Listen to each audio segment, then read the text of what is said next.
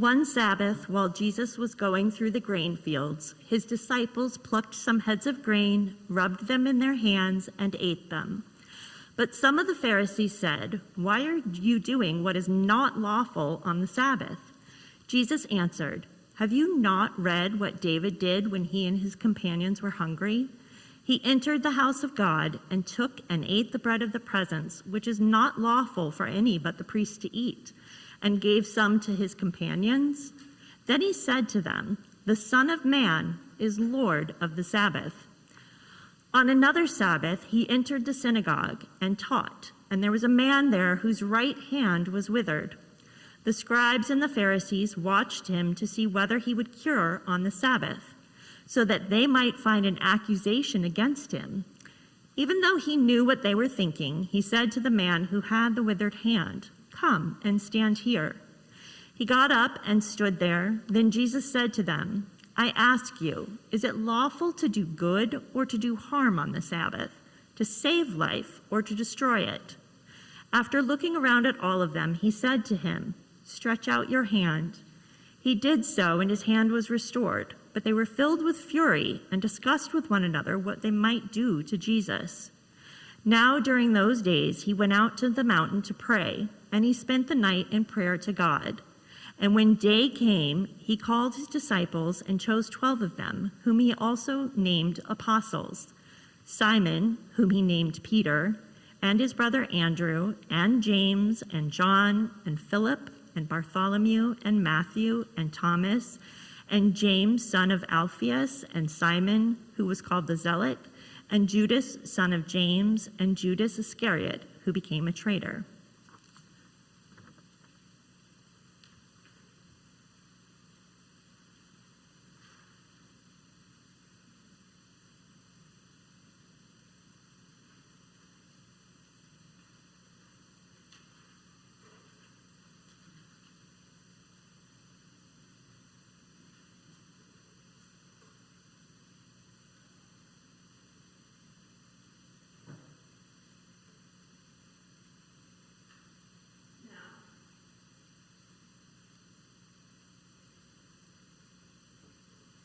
We're going to take a weird start.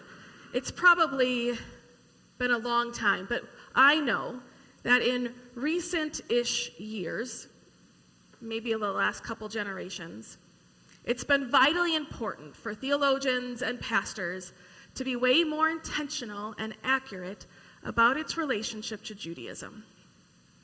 We have too often taken generations of histories and explanations of Jewish life and interpretation that, Martin Luther might have written down in the 1500s. Too often we've looked at their interpretations that are not entirely accurate and were not done in conversation with Jewish communities at all, ancient or modern. For example, Jewish New Testament and Jewish scholar Amy Jill Levine writes, "From this narrative, the one that we read today, and other narratives of Jesus healing on the Sabbath, a number of Christians have received the impression that Jesus completely revised the way the day was observed. In this Christian view, that you had turned the Sabbath from a day of rest and celebration to a day of restraint, of don't do this, don't do that. The impression is symptomatic of a larger view of Judaism as a straitjacket of thousands of picky and junctions of Jews are fearful that if they were to violate one commandment, they would face the wrath of God. Now, as you would go on to say that Jews would know better and would uphold the Sabbath ruling that preventing of restraining of doing work if a life is in danger. And I wonder if that was the way Jesus was thinking on this Sabbath day, that doing nothing, it wasn't about upending the rules of the Jewish community, but that maybe maybe to do nothing was to do harm. Because we have in our stories over and over again, we see Jesus is a pretty good Jew for his time. The other thing to note is that it says at the beginning, some of the Pharisees. So maybe we should give the other Pharisees a little more grace, since it was just a handful of them over here. And some of the Pharisees were trying to trap and arrest him.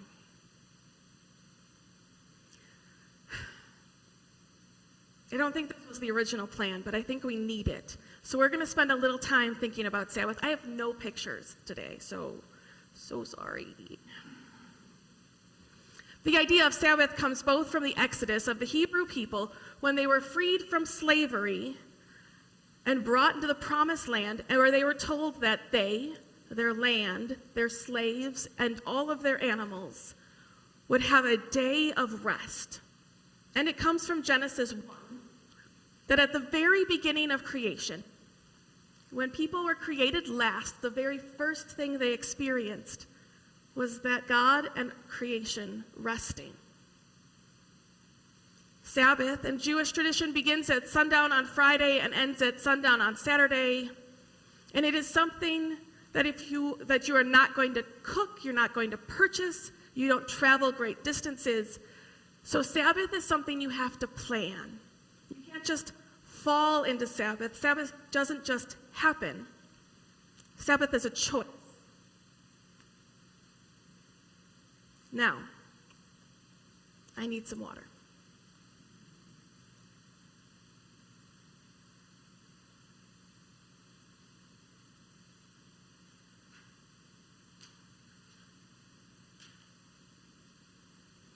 Now, when Abraham Joshua Heschel, Rabbi Abraham Joshua Heschel, he wrote a whole book on Sabbath.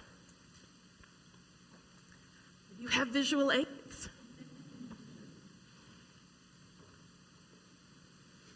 He wrote that Sabbath wasn't for us to prepare to toil for the rest of the week. It isn't an interlude in our toil, but it is the climax of living. It is what makes us human. It is for the sake of life. He wrote that the rest of life is about space, about making the space between us smaller, about having things in our space. But Sabbath is about making our time sacred. And as of yet, we can't control time. He writes, what is Sabbath? The spirit in the form of time. With our bodies, we belong to space. Our spirits, our souls, soar to eternity, aspire to be holy. The Sabbath is an ascent to the summit. It gives us the opportunity to sanctify time, to raise the good to the level of the holy, to behold the holy by abstaining from profanity. Now, Abraham Joshua Heschel, and I feel like we will have to say his whole name, was a mystic, an academic, and an advocate. And often people don't see that those three things go together. How can you be a mystic and be deeply grounded in your education? Sometimes it does go together.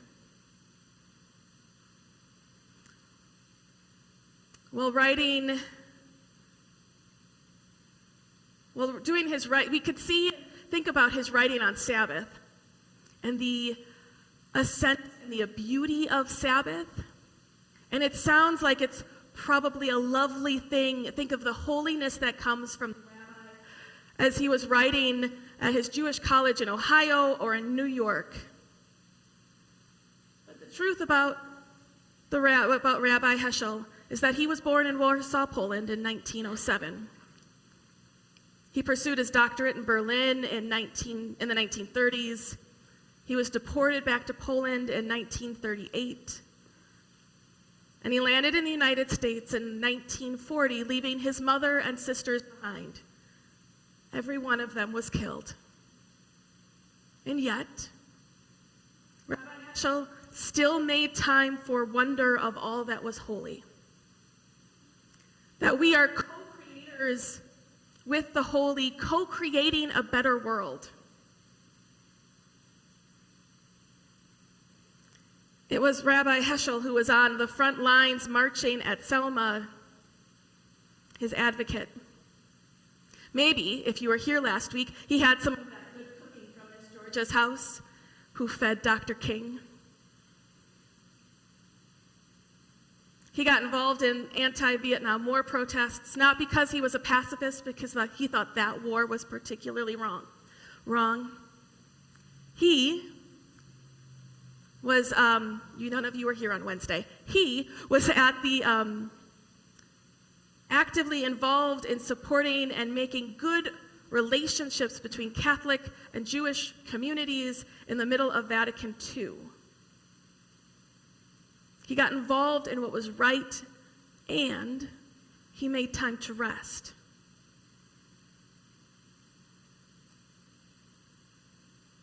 He made the time holy and sacred, not because he earned it, but because it was what gave him life. The Deuteronomistic law in Deuteronomy will say that if someone's ox has fallen into a ravine on the Sabbath, the law says you should save that ox.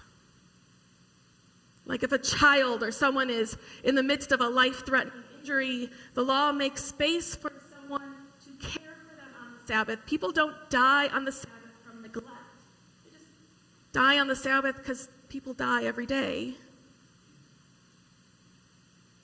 The question for Jesus is not, should we have been allowed to heal on the Sabbath? Because you should. But should you heal someone with a chronic, non-painful condition that this man seemed to have been living with for years? Or could Jesus have just waited one more day? And I think it's kind of a fair question, because at some point, how easily is it that we can manipulate something like the Sabbath for what we want to do? Because I do believe Jesus thought the Sabbath was important and necessary and vital, but that also doing nothing when mercy was necessary is doing harm. And we'll see throughout Luke, throughout our story of Jesus, over and over again, whether we read it on Sunday morning or stories in between, that Jesus will go off on his own and pray. So maybe he realized that he messed up that Sabbath a little bit and he needed to go fix it on a hillside by himself.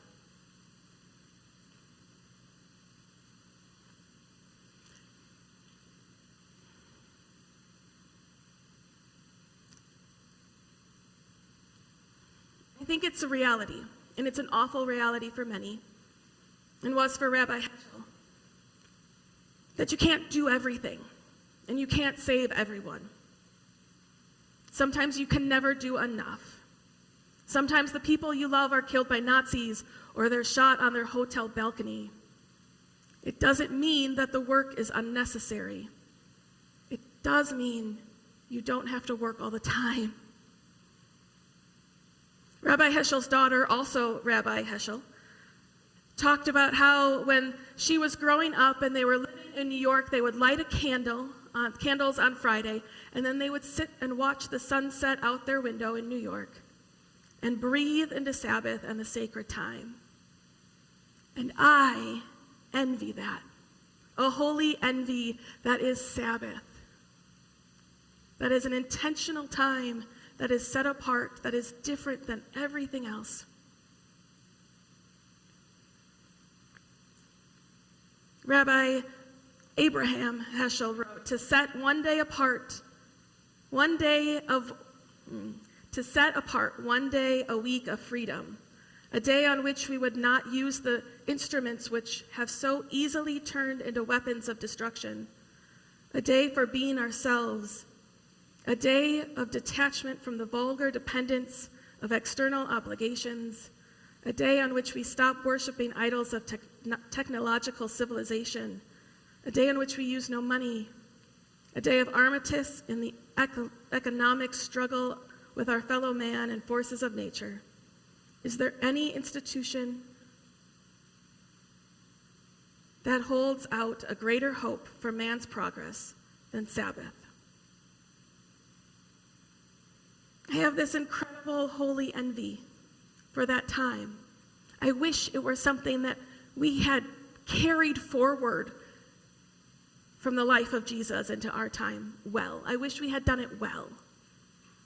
For reclaiming a time outside of the things that try to own us in this world, that try to tell us who we are, that try to tell us who is worthy.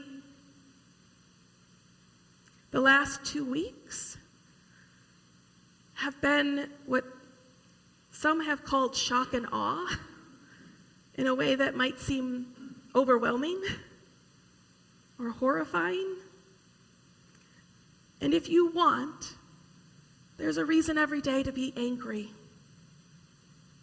There's a reason every day to join a fight, to be sad. And if you're going to fight, it's going to be a long one. But I think we, like Rabbi Heschel and like Jesus, we're fighting for people.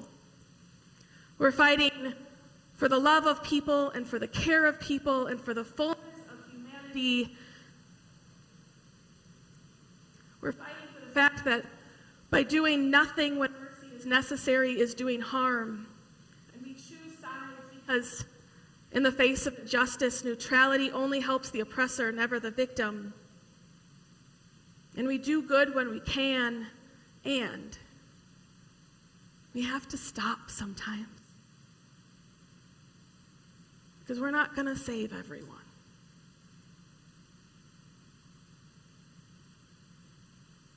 We're going to survive, and we're going to make it together. And we are going to take time that is holy and claim it. And claim time for wonder and awe and the magic of a beautiful snow we don't have to drive in. We'll take walks in the forest, and we will celebrate, and we will dance, and we will make art, and we will grieve, and we will struggle.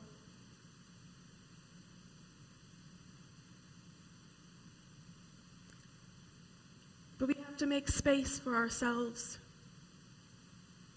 to find that sacred time with each other, because we can't do it alone, and that sacred time with God and in creation.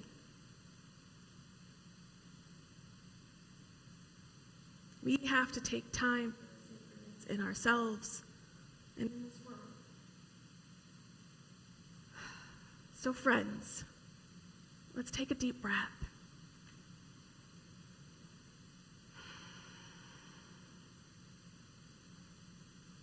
May our moments be sacred.